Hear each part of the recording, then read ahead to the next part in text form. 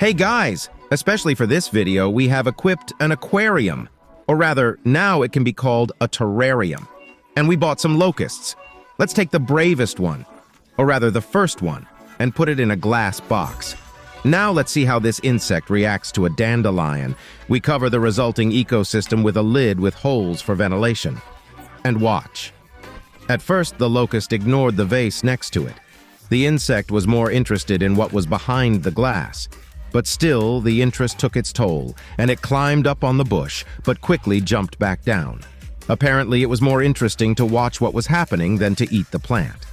And it is strange, because locusts are famous for their voracity. At one point, it even looked like the locusts were eating the sand. Maybe the insects just aren't hungry. Or do they obey the herd instinct and not eat alone, but only in groups? Well, if so, let's give them some companionship. By the way, I forgot to tell you we bought 5 containers of locusts, 20 in each. That's a total of 100 locusts to destroy plant food. Although they are food themselves because locusts are used as food for reptiles. But that's not what this video is about. It's time to see how 20 locusts will cope with a dandelion. I poured them into the terrarium and they immediately began devouring the leaves. Apparently, the tastiest part of the dandelion was the stem, because the insects showed the greatest interest in it. As far as we know, dandelion is a rather bitter plant, which is probably why locusts avoid the leaves. But all sources indicate that they are voracious. Perhaps the dandelion leaves were not to their taste, but they ate the yellow flower within 5 minutes. So it's time to move on to the next phase. The competition is growing. Launch all 100 pieces of hungry locusts into our aquarium, also known as a terrarium. And from this moment, the most interesting thing begins. When such a number of hungry locusts accumulates in a limited space, no one is able to reach them anymore. Now it doesn't matter if the dandelion is bitter or not. You've got to get there sooner rather than later, or 100 hungry mouths will get there first. So they have covered the entire vase with flowers in a continuous layer. It took a swarm of locusts a total of 40 minutes to mow the lawn in the plot down to a few sparse stalks.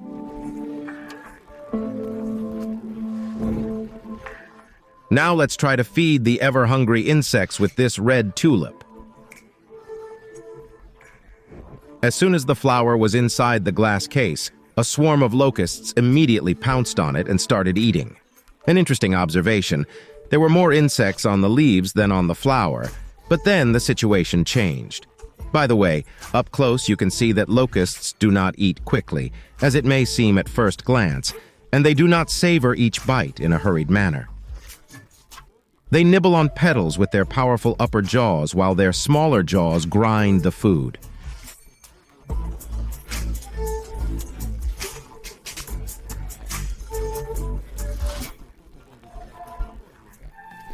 After 10 minutes, a hole appears in the leaf. It would seem that in the next hour nothing will be left of it, but that's not the case. Suddenly the locusts ignore it.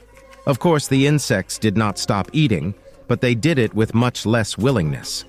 The tulip was surrounded by locusts for 12 hours and remained almost unharmed, except for a little bite, but no more. So for the future, if you don't want locusts to destroy your crop, grow tulips. We have read on the internet that history knows of cases when a swarm of locusts ate the thatched roof of a house in one day. It's time to find out if it's true or not. To establish the truth, we even prepared a miniature house with a thatched roof. When we placed this makeshift dwelling, a few especially audacious individuals immediately climbed onto the roof and began to feast on the thatch. And then the others joined them. So soon almost the entire roof was covered with ravenous insects. They seemed to prefer the straw, leaving the locusts alone with the camera.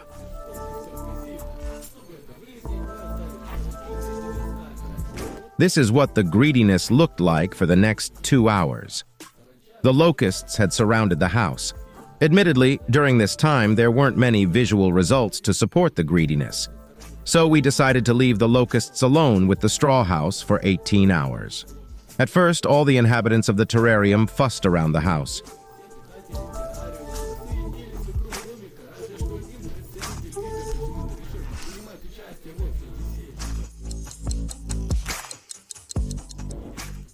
Apparently, at some point, the straw was no longer interesting to the locusts, because after 18 hours, no one was eating, and the insects just sat on the house. Carefully remove them with a spatula and look. I must say that I ate them about the same as I would a tulip, nibbled and gnawed, but without much enthusiasm. Nevertheless, they chewed the thatched roof quite well, leaving visible traces both on the edges and in the center. In general, we can say that the myth is confirmed, but with a small reservation. For locusts to consume a thatched roof in a day, there must be several million of these insects in a swarm, and all of them must be hungry. It's time to diversify your diet with fruit and offer your insects kiwi. The fruit is sweet and juicy. I wonder how they will eat it. It's funny that the kiwi is still behind the glass, but the locusts are already looking at it with curiosity. Some of them are jumping up and down, so eager to try it. We cut the sweet fruit into 2 halves, one of which we send to our terrarium.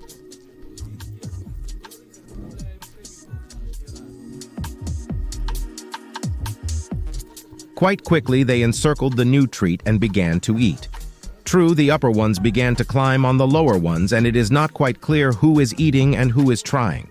The more the insects tasted the fruit, the more they liked it, so on a small piece there was immediately a struggle. Obviously, the tasty and juicy kiwi tasted much better to the locusts than the tulip or straw.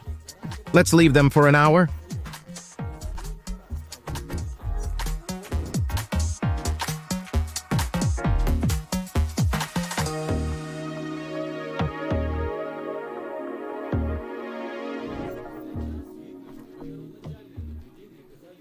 After an hour, we can see that the initial observations were correct, and the kiwi did not bore them as quickly as the previous plant products.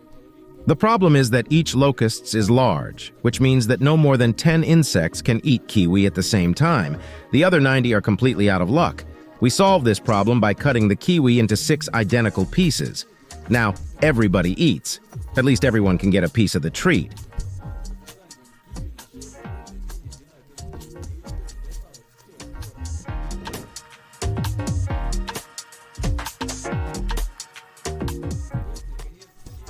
For more than 2 hours, the locusts had been eating the kiwi, and we were sure that in the end there would be nothing left of the sweet fruit. But suddenly something completely inexplicable happened that we could not have expected. All the locusts fell asleep. Whether it was the kiwi that had such an effect on them, or they just decided to organize a collective sleep, we don't know. This is the first time we have seen such a thing, as if they really have a common mind among them. Since this is the case, it's time to take the kiwis out and look at the results. On some pieces, the middle is practically eaten out.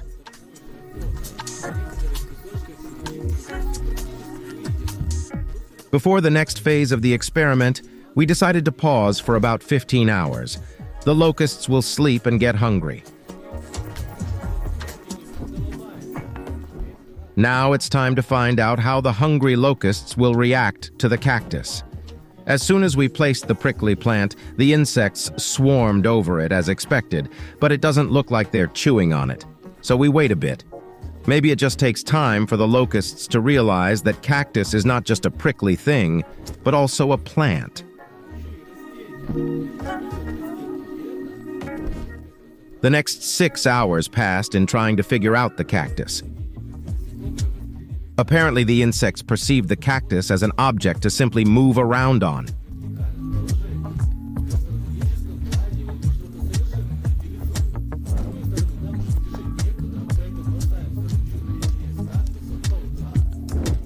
As a result, after 20 hours, we can make a clear and logical conclusion. Locusts do not eat cactus. It has retained its integrity, and there are no insect bite marks on it at all. Well, now we know its food preferences. That's it for today. Bye, bye, bye, bye.